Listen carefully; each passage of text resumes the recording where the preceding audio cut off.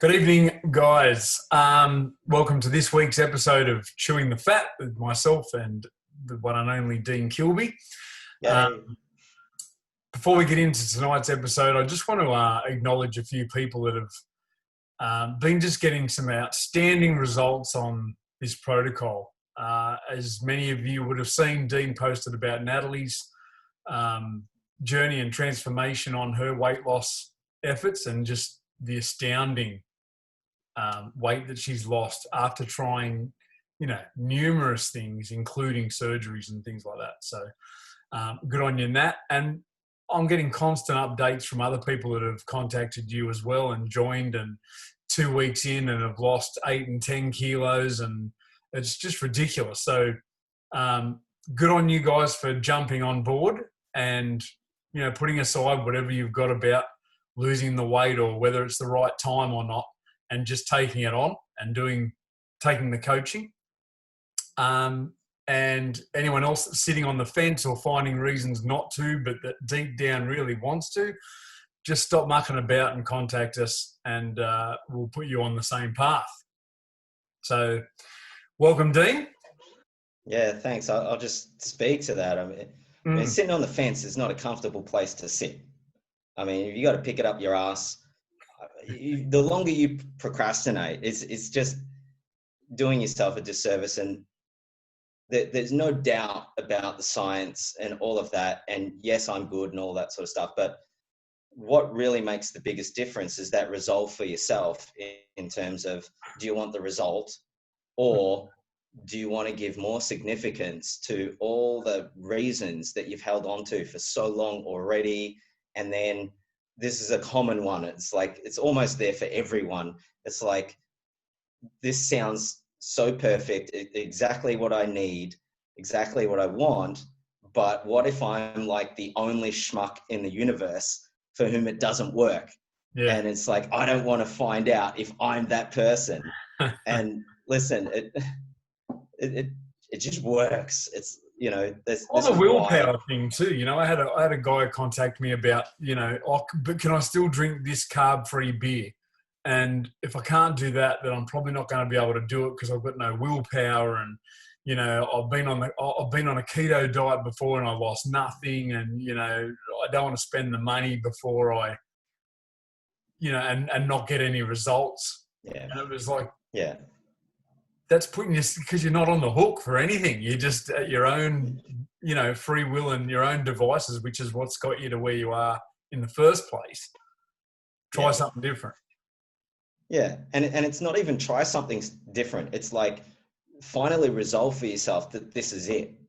And you're getting it handled. And because it's like, if you call me up and you're like, oh, I think I'd like to give it a go, I won't start you. Yeah. Like I need to be inspired by who I'm working with as well. So I appreciate everyone that contacts me, and I've got plenty of time, incredibly generous. Why? Because it's something I'm enormously committed to. And I give people that space and time because I know it's a bloody tough thing to deal with. And it takes an enormous amount of courage to just pick up the phone and call me or send me a message and be willing to have that conversation. But you're never going to be ready. If you wait to be ready, if you want guarantees in life, life. There are no guarantees in life. And this is what I say in terms of that process of growing up and having a level of maturity to deal with, in reality, what there is to be dealt with. You can't be living life wanting guarantees. That's just a fantasy. So as soon as someone engages me, like they have to fill in a form, I get their details, phone number, address, etc. I just don't quit. I mean, the only way you could ever possibly fail in this thing is act like a spoiled brat and go out of communication and don't respond to messages or calls, but I still have your address, so you'd have to move house. If you engage, I'm like a dog on a bone, and it pisses people off, but at the same time, it's like, that's what you paid me for. If you operate with integrity and you're awesome, and you mentioned Natalie earlier, I mean, just unbelievable outcomes. It wasn't so straightforward. I mean, she's a dramatic, oh my God. or fallen off. But that's my job as a coach, is to put you back on, because what happens is people break their word or a commitment, and then they ordinarily, left to their own devices, throw their hands in the air and go, I've screwed it, and then quit and go and indulge. How they deal with a lack of integrity is times that by 10. That's how they survive the indiscretion. It's like, no, you can't make up for it. You can't starve yourself the next day. You can't do more exercise. How you get it complete, and this is what's unique and distinct with my approach, is it all gets dealt with in communication. And you just get it complete. You call me as the coach, or whoever I assign as a coach, and you acknowledge, oh, this is what happened. And you deal with what actually happened. And it's great to train you as well, because if you think of it like, listen, you're a bloody stimulus response machine. You're an animal. Like when you're training a dog, if you're going to train a dog not to bark, the only time you can train a dog not to bark is when it's barking. Yeah.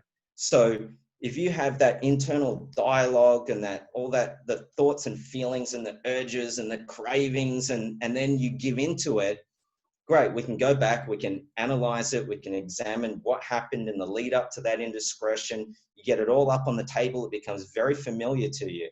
So then you can put structures in place for if the beginnings of that start to happen again, you notice it, you're way more aware and present, and you don't give into that internal state, and you have your word and your commitment for health and vitality, whatever that means. And I don't just mean for looking good's sake. I mean, like, for you to be most vital in the areas of life that really matter to you, particularly those that you love and you're concerned for. You want to stick around for them. You know, people complain, oh, I want to start the diet, but I've got this birthday party coming up in 4 weeks. It's like, so? Yeah. Like, you know, oh, but I wanted to drink. Don't drink. Oh, but I need to drink. Why? Yeah. Let's work on that. Let's cause a transformation before the party so you can still go, have an amazing time, still be the life of the party, right? And stay on protocol and fulfill your word. Yeah. And wake up the next day enormously freaking proud of yourself, rather than, oh, it wasn't even worth it having those drinks and eating that food. You always feel like crap the next day, and you beat up on yourself because now you've kicked yourself out of ketosis. It's going to take time to get back in. And it's just another scar on your ass that you just didn't need. Yeah. So I get that. I've just been to 2 parties yesterday, and just even not even the pressure on myself, because I went there totally I've already eaten my lunch, and I'll go there, and there was some celery sticks and some meat and stuff that I could eat on the table, but all the rest of the stuff that I'd normally just devour. And it was actually interesting to see that a lot of that even is the awkwardness, I suppose, or the uncomfortableness of being around people and not knowing what the next conversation's going to be and what I should say and what, is this person going to talk to me and that. And it's like a distraction to be constantly going to the food table, to feel like you're doing something instead of just standing there like a shag on a rock. It was actually quite eye-opening. But then there's the pressure of, hey, do you want a drink? No, I'm not drinking at the moment. Oh, really? Okay. Hang on. A shag on a rock. You never heard what that does before? That mean? No. just out on your own. Just sitting there What's doing a nothing. shag? Just sitting there doing nothing. I don't know. It's just the same my dad used to say.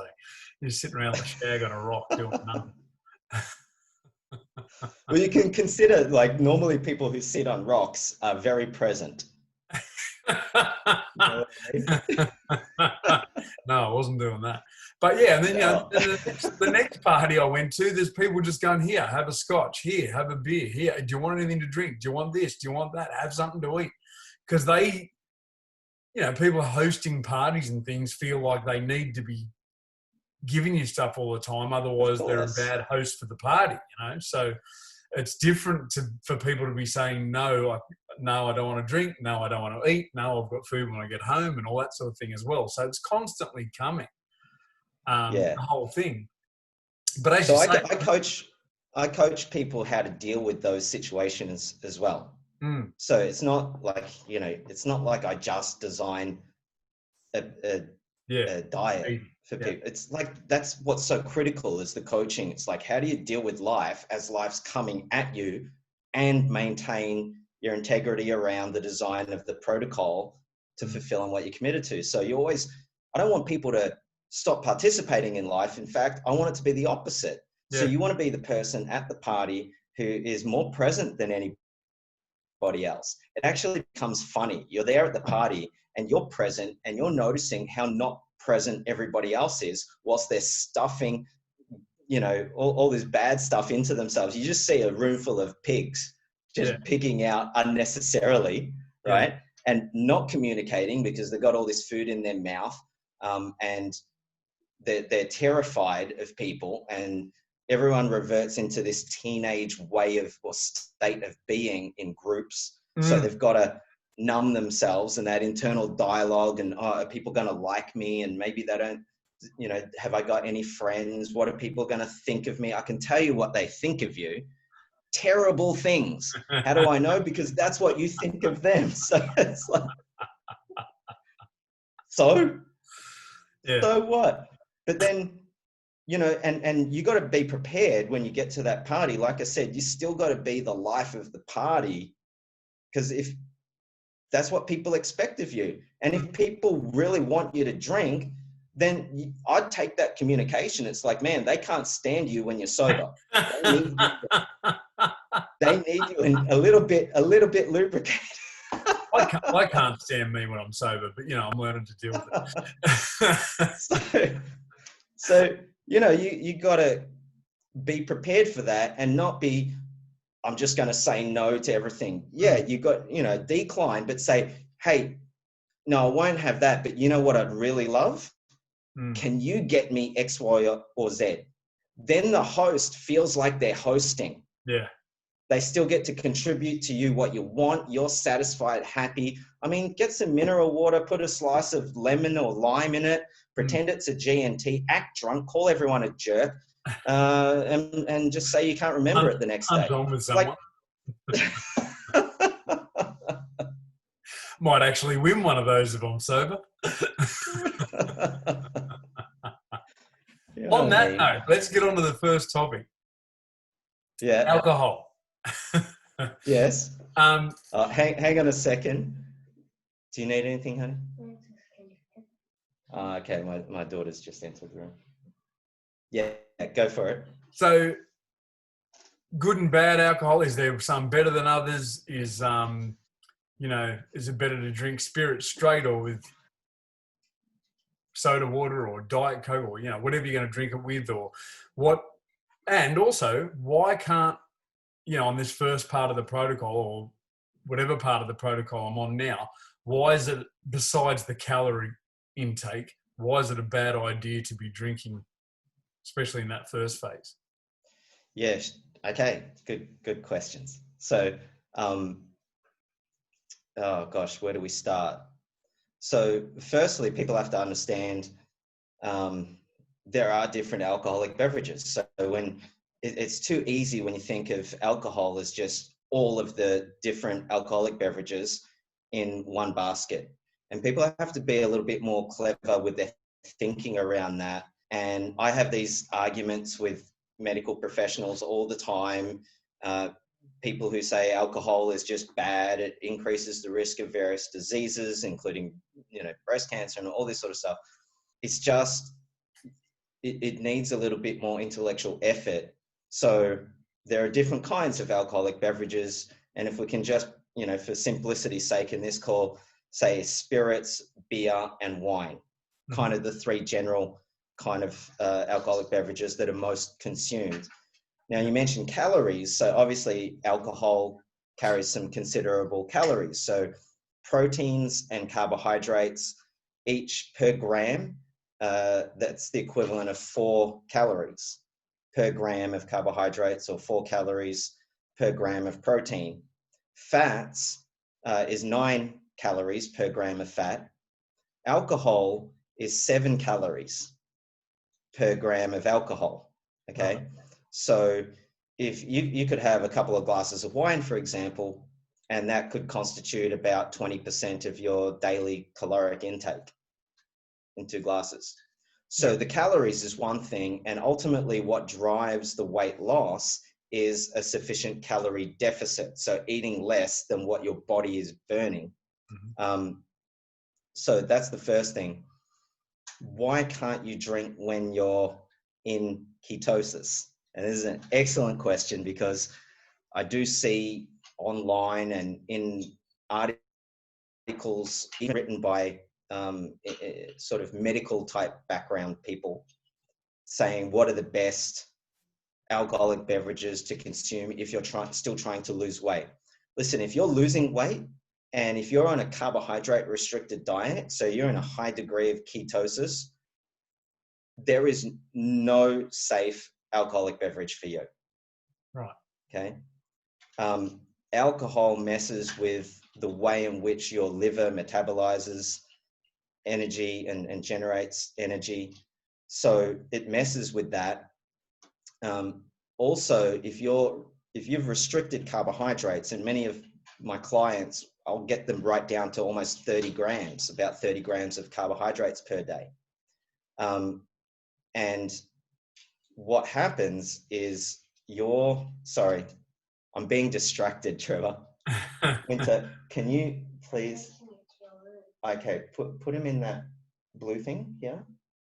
Okay. People are watching this, sweetheart. So if you're in ketosis, then your liver is busy converting the fatty acids that are derived from your adipose tissue into ketones that your body can then use as a fuel source. There are 3 tissues that still require glucose. Your brain, your erythrocytes, so your red blood cells that carry oxygen around your body, and also your adrenal medulla, your adrenal glands. So if you're not consuming glucose to fuel those tissues, then what your kidneys and your liver convert amino acids to glucose. And we call that process gluconeogenesis. So the bringing forth of new glucose, and it's done through that process. Alcohol inhibits that.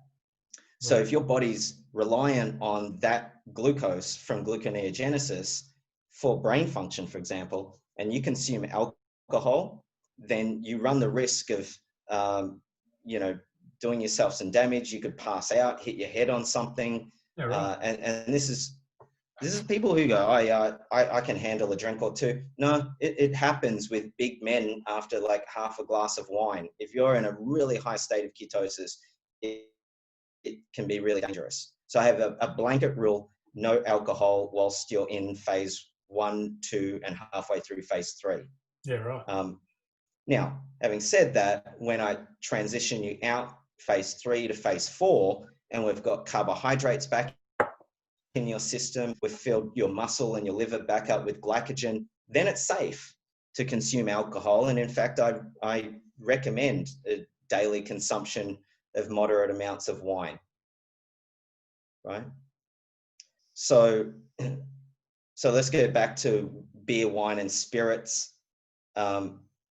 There was a recent positioning statement from the American Cancer Society saying that there is just no safe limit of alcohol for anyone, and that it increases the risk of breast cancer, for example. And listen, if a woman's body the whole body was purely just designed to as a platform for the breast, then that kind of positioning statement might make sense. But what people have to consider, it's like, hang on a minute, vascular disease in women outnumbers the number of people who are dying from breast cancer like by tenfold. So, and regular consumption of moderate amounts of wine halves vascular disease. Yeah, right. In men and women, right? So if you go back, I don't know, I think it was the early 90s in Denmark, they call it the Copenhagen study. It was the first time that they split out beer, wine, and spirits and examined what is the health outcome for regular consumption of the different kinds of these beverages. What they showed with beer, if you're drinking moderate amounts regularly, but in moderate consumption, the net health outcomes was neutral. So it wasn't better, wasn't worse, okay? For spirits, it was net negative. So if you consume spirits on a regular basis, it has a net negative impact on your health. Yeah, wow. Wine, on the other hand, had a net positive impact. Now, this is consistent with, you could look at however you look at it, whatever you have to say about the French paradox, it may contribute to that, but it's certainly part of the Mediterranean diet. If you look at Sardinia, in Italy, the Sardinians have the highest number of centenarians per capita. That's people who live beyond 100 years. If you look at Icaria in Greece, they have the highest number of people who make it into their 90s, and they have the lowest incidence of dementia and cancer. Yeah, right. Wine consumption is an important part of the Mediterranean diet and lifestyle. Right? So what is it about wine? So wine, the red color, right, is because there's been more contact with the grape skins. And in the grape skins, you have there's a cocktail of like 500 plus polyphenol antioxidants that are liberated from the grape skins during fermentation. So obviously then the more contact with the liquid, the more liberation you get during fermentation. Why during fermentation? Because these molecules, such as resveratrol, if people have heard of resveratrol, it's this anti-aging molecule. Resveratrol is liberated because it's not soluble in water. So you can't just think that, grape juice, if I just drink grape juice, that'll give me the same antioxidant. No, it doesn't. It's the concentrations of the resveratrol aren't as high, and they're not absorbed into your body. So we call that bioavailability. So the bioavailability is much higher in wine. So you get these antioxidants moving from the grape skin into the solution because there's some alcohol in there now, and they are soluble in ethanol, but not in water. In ethanol makes it soluble. Right. Then in the context of wine, with the alcohol and microdosing, alcohol has, even in middle age into your elderly years, has shown, there's studies have demonstrated benefits of small regular amounts of alcohol in terms of significantly reducing the incidence of dementia. And as people age, it's one of the biggest threats. It's one of the biggest fears that people have is losing their memory. Right? I don't want to lose my mind. The rest of my body, I can handle the detrimental impacts, but people certainly don't want to lose their mind. And you don't want people around you having to suffer you losing your mind as well, right? So small amounts of alcohol plus the salicylates can have an impact on thinning the blood and improving your circulatory system as well. But the polyphenol antioxidants in the wine have anti-aging and disease preventative properties. They're antioxidants, they're anti-inflammatory, they can stimulate or activate survival genes. So I'm saying a lot, right? This is the whole thing. This is the whole deal here. You got to eat less. Overall, any organism, if you eat less calories, that organism will live longer. So if you reduce your total calorie intake by 30%, it's estimated that you'll live 30% longer than what you should have. Or what you were going to. Yeah. So what happens when you starve yourself is, and a buddy of mine who consults to me, he's in San Diego, and I consult to him as well. Earlier this year in March, I flew over to Southern California to help set up a metabolic clinic with him.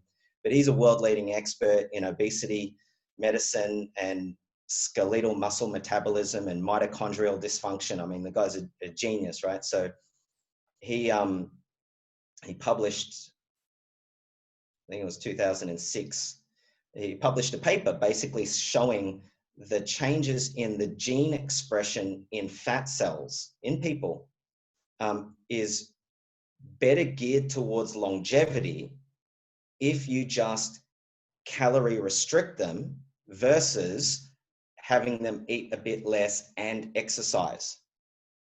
So just calorie restricting had a bigger impact on longevity than eating a bit less and exercising.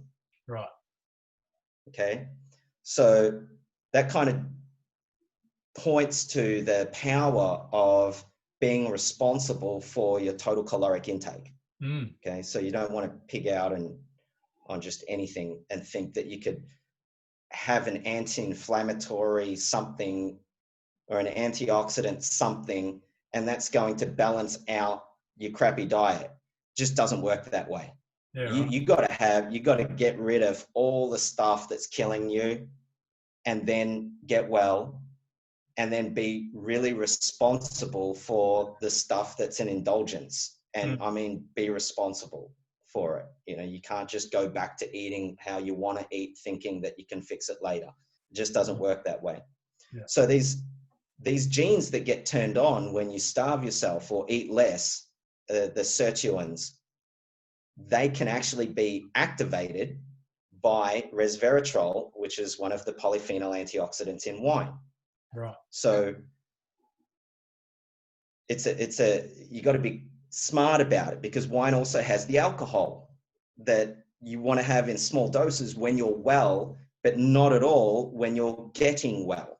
So when I have people on a metabolic reprogramming protocol for that period of time, no alcohol, when I transition them out of that restricted phase back to a more balanced Mediterranean style diet, I am a huge advocate of daily consumption of wine, a glass or two a day with your dinner.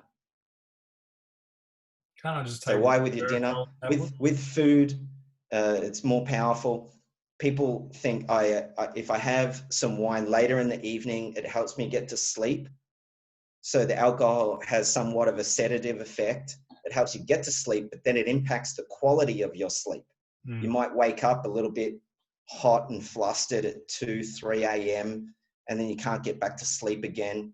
So you're better off having your wine with your meal, with your family, or your loved one, or whatever. Even if you're by yourself, make a date with yourself. Invite yourself to dinner. Actually sit down, enjoy your meal, enjoy your wine.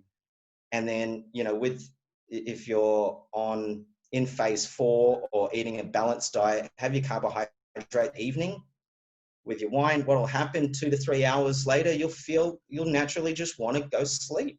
And the quality of your sleep will be vastly improved.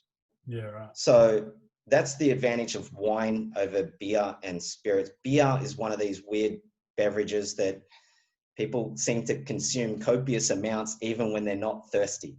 Yeah. I think it's like the only beverage you'll drink a shit ton of and you're not thirsty at all. Yeah.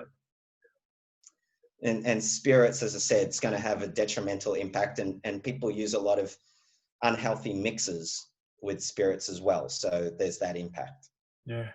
So why can't you just eat grapes or take a resveratrol tablet? Because I've seen them in chemists and stuff can buy resveratrol tablets.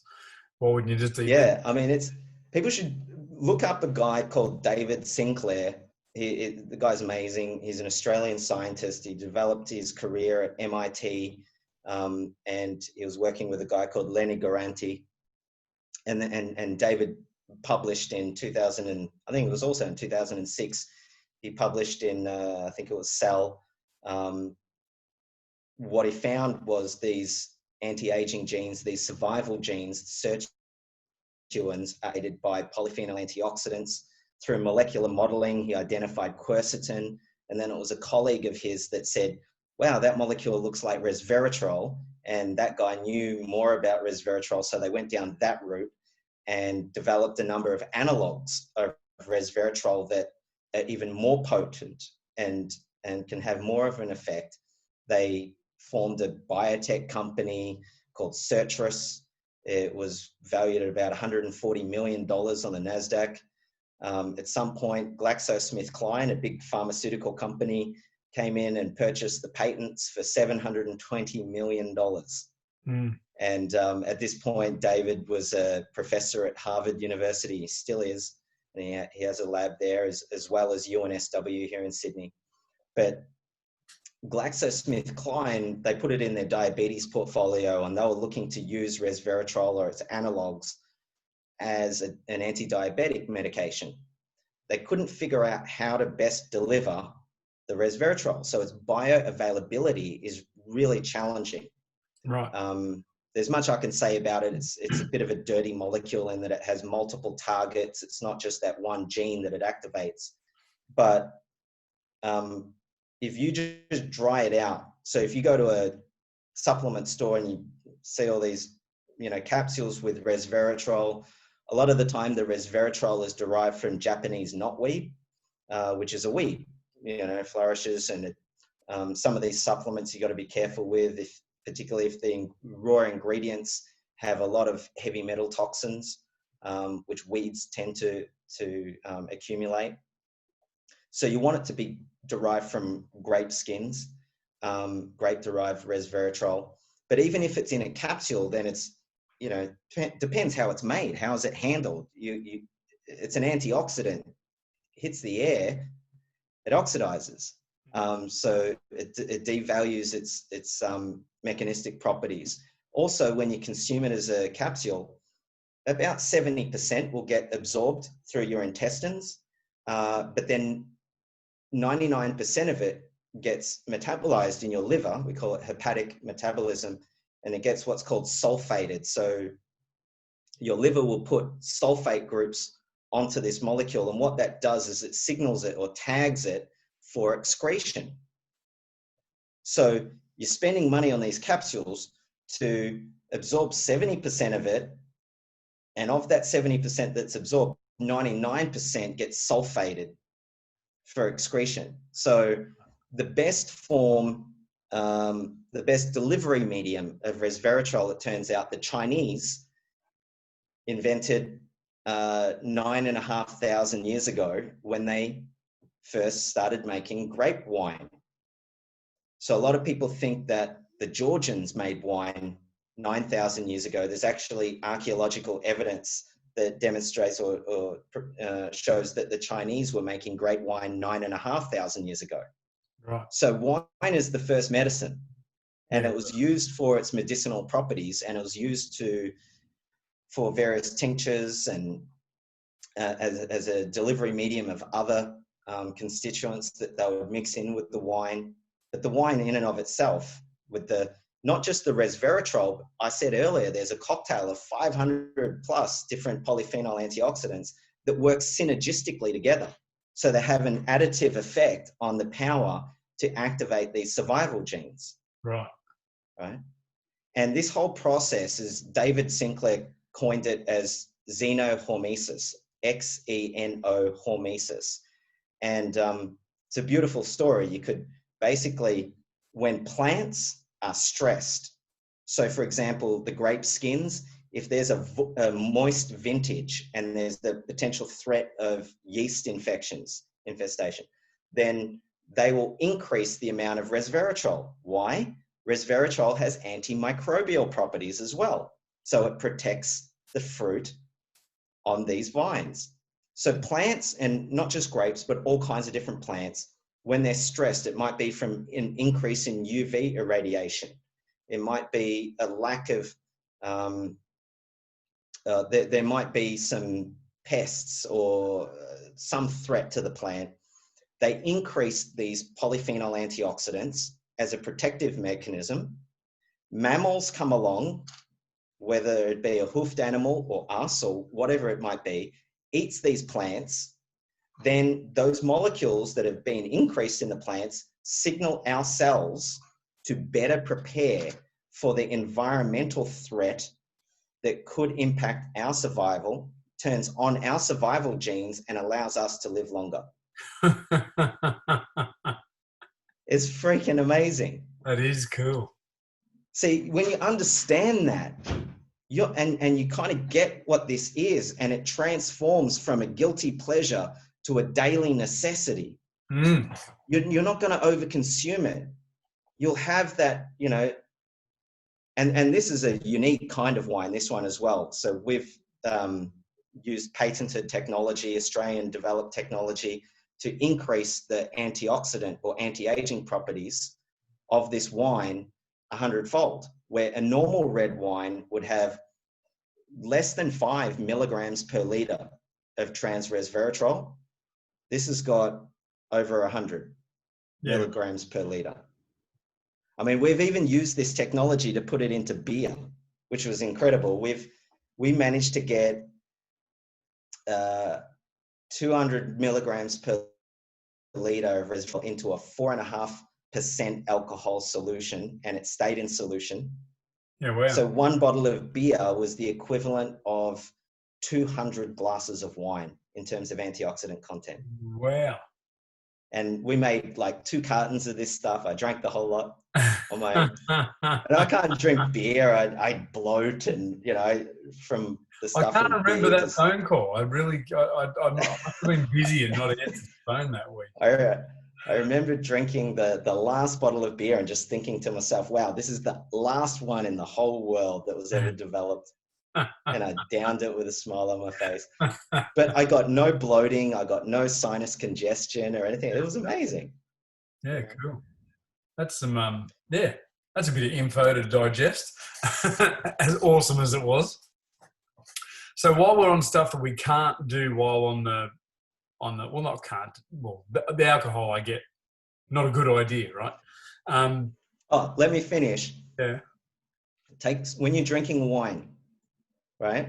If you go to France, I don't know how it is now, but I remember when I was there in Paris, and you look around, you don't see anyone just standing around at a bar having a glass of wine. It's always with food, right? So wine and cheese, for example, the fat from the food aids in the bioavailability of the anti-aging properties of the wine to be absorbed and make it more accessible for your cells. Yeah, right. So in the studies that David Sinclair did and published in 2006, took 2 groups of rats, got them fat, gave them a high fat diet. They became obese. One group, he gave them resveratrol. This group died from obesity-related diseases. This group remained fat, but lived the normal life expectancy. Yeah, wow. Okay.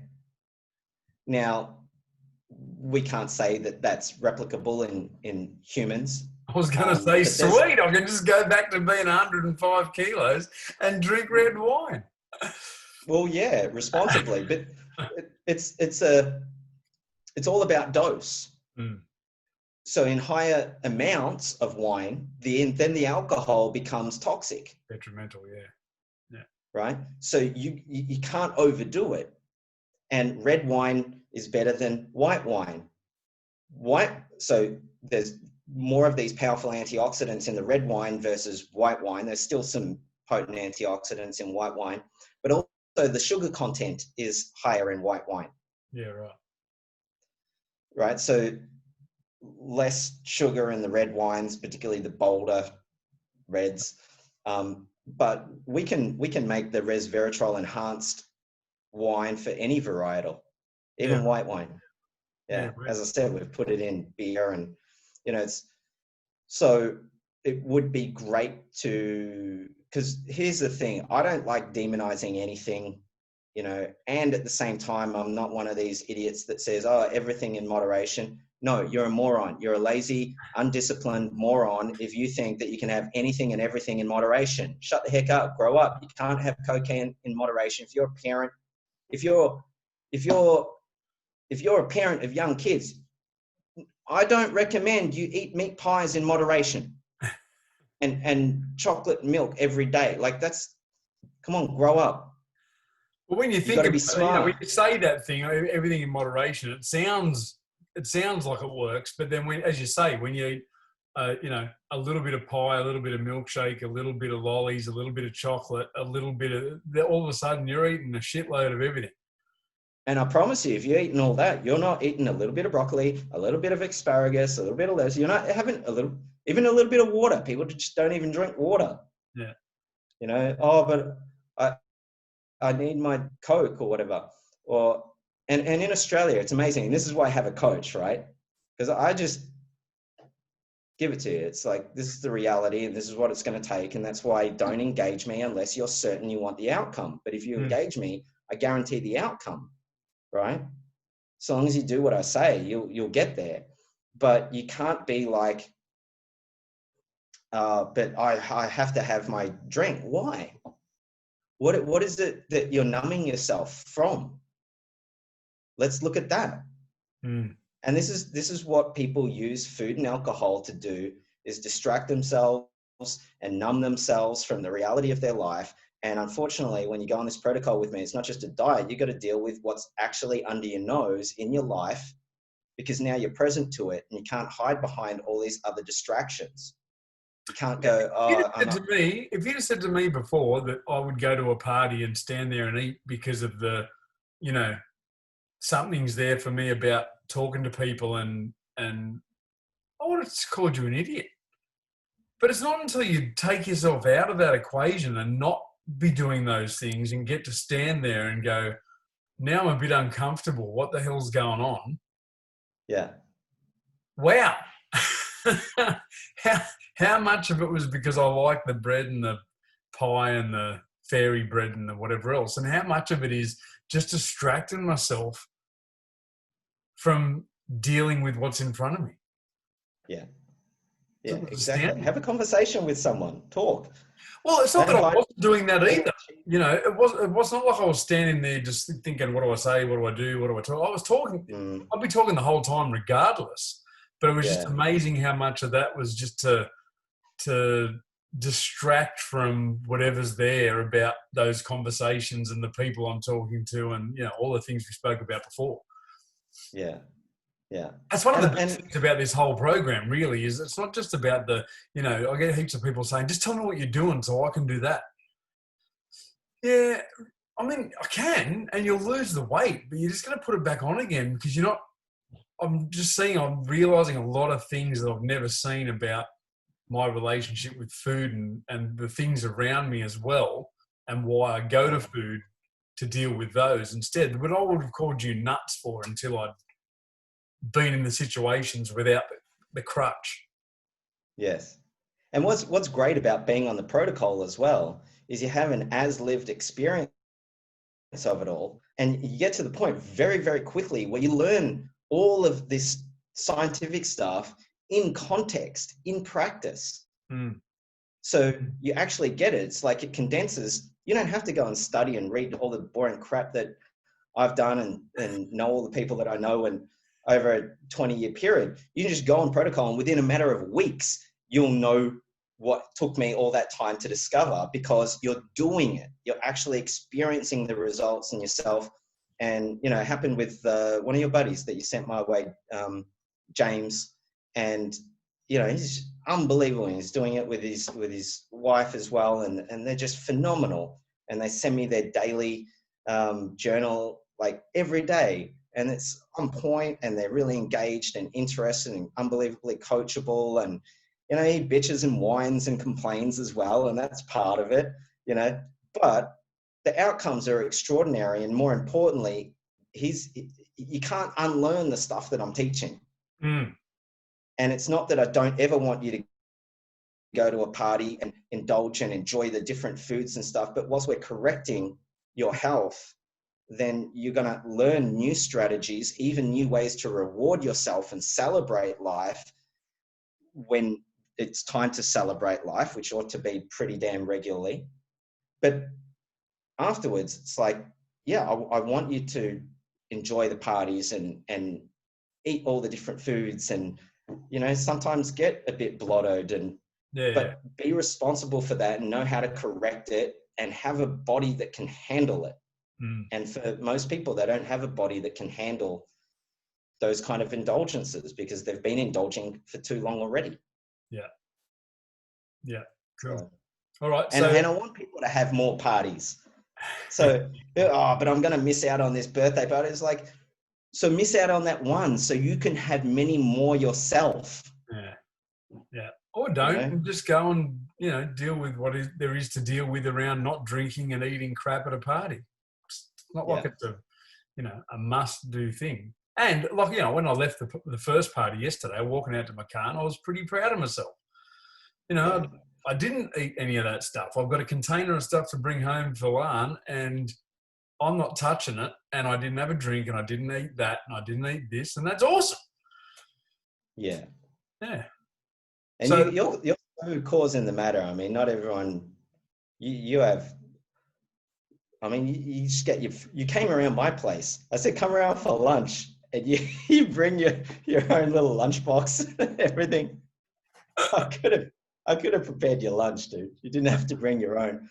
But that's how responsible you get to be. Yeah. And you stay on protocol and you keep getting the results. It's awesome. So what's the go with the no exercise side of it, especially on I know we've discussed on the exercise is an important thing later on. And have we discussed this already about the no exercise at the start? Look, we have, but it's... What does the exercise actually do to hinder I know we've spoken about there was no relationship between the exercise and making any difference to weight loss per se, but it was an integral part of managing it once you get to that level of correcting. Yeah, look, I do like people to have some form of movement included in their daily routine, or at least 3 times a week. Something that here's what's great about when you do some form of exercise, non-strenuous. So you just go for a walk, it's a different kind of activity other than eating. So when you're doing that, you're not eating, right? And you can be productive in so many other ways. So it gets you out of the house, away from the kitchen, etc. You can socialize with people. So that's great. The kind of exercise I like people including in the early stages of the protocol are the things to improve their posture, their breathing, their take the time to rehabilitate any achy joints, etc. Particularly as inflammation reduces and joint pain is exacerbated when there's higher amounts of inflammation. So that all improves, but you don't know it's improving unless you kind of move it a little bit. You kind of got to test it a little bit. I don't like people being out of breath. Don't get your heart rate above 70% of your maximal heart rate. The only time I want you puffing and panting is when you're having really great sex. And why is that? People should have that a lot because the hormonal the hormonal impact is extraordinary. And the kind of vigor that you want to keep practicing generating these kind of new hormonal profiles in your body and participate in life, instead of making yourself feel better with food, implement more of these other activities, including sex, and you get better testosterone increases. It gives you more vigor and vitality in your day-to-day activities. It just has an enormous impact on your metabolic rate. So why not the over heart rate, the 70% of your heart rate, and the out of breath side and all that sort of stuff? Why is that important to the first part? Because your muscle glycogen stores have been depleted. Yeah. So the carbohydrate stores, your first energy source is carbohydrates. And we store carbohydrates a limited amount in our muscles and our liver. And if I restrict your carbohydrate intake to 30 to 40 grams a day, your muscle and liver glycogen stores are going to be depleted within 72 hours. So then if you go do strenuous exercise, it's going to cause a bit of metabolic confusion.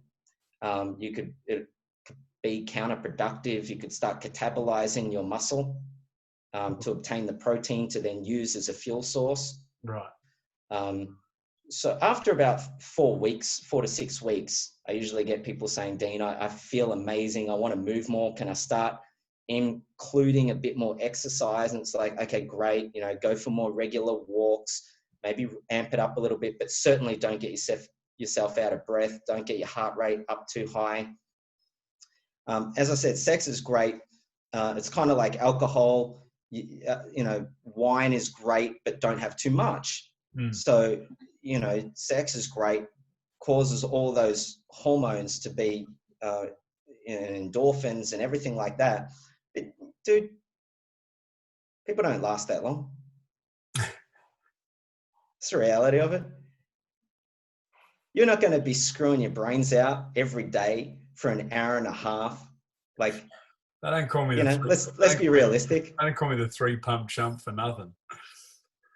It's all about dose and context and the satisfaction of being connected to your partner. I mean, I have dieters that, you know, they're a couple, and sometimes I set them weekly challenges where, you know, you're not allowed to make love to your partner unless you've followed the protocol 100% that day, you know, and you have an agreement. And, you know, it's amazing. People take on the challenge. And then they have to deal with being in communication and making sure it's great every day, and all the garbage stories. I'm too tired. I can't be bothered. I don't like you. Oh, but the kids. And you start getting responsible for what it takes to keep that alive and well in your life. And that's my commitment, is always health, vitality, and fulfilling the possibility of being well. We're human beings, and it's an important part of all of that. And these nutrients, when you look at nutrigenomics, how these kind of molecules, even ketones, impact our genes, and these youth gene clusters, a lot of them are focused around sexual vitality.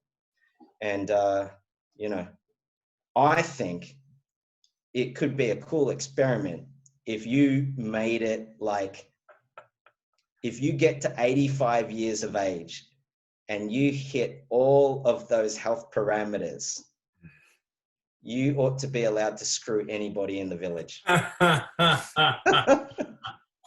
Yeah, let's get all these old folks eating well, doing their yoga, like let's run that by the spouses and see what that happens. Doing their resistance training, and you know, it's like you got to have something compelling in your future to look forward to, right? And work towards. Yeah, sounds good to me. But it's not all about that. I mean, I say that as a bit of fun and light, but it's not all about the food. It's like you participate in a dietary approach like this for the difference it makes in your ability to be alive and actually live the life that you've got. I've got a mate that's been a week and a half on it, on the protocol, and you know, already she's like, I'm just way more positive. I'm not napping on the lounge in the afternoons anymore. I'm up doing stuff. I'm playing my guitar more. I'm just looking for stuff to do all the time. It's like it's that there's not, and I'm smaller. You know, I haven't heard that much. It's like, yeah, it's great, I'm losing weight, and it's all the other stuff that's come with it that I keep hearing about more so than I've lost 3.5 kilos. Yes. Now, if you're living that way and you're that, you're generating yourself with that much aliveness, you're not going to want to suppress it with too much alcohol. You just won't want to. Yeah. Cool. All right, we might leave it there. I think it's been a pretty good talk. There's something we're going to talk about next week is siblings, and whether being an older or a younger sibling has any bearing on your likelihood to be overweight or not. Because I've noticed a couple of things with myself and then other people around me, whether they're older or younger. So where are you in your siblings? I'm the oldest. You're the elder. Oh, well, I'm the youngest. Yeah, right. So makes sense. I'm a fat bastard. We'll have to interview people who are in the middle. Yeah, we should. We'll talk about that next week. Cool. Yeah. Thanks for being on the call. And thanks again, guys. As usual, messages with any questions or topics you want us to talk about, and keep taking yourself on. See you next week. Awesome.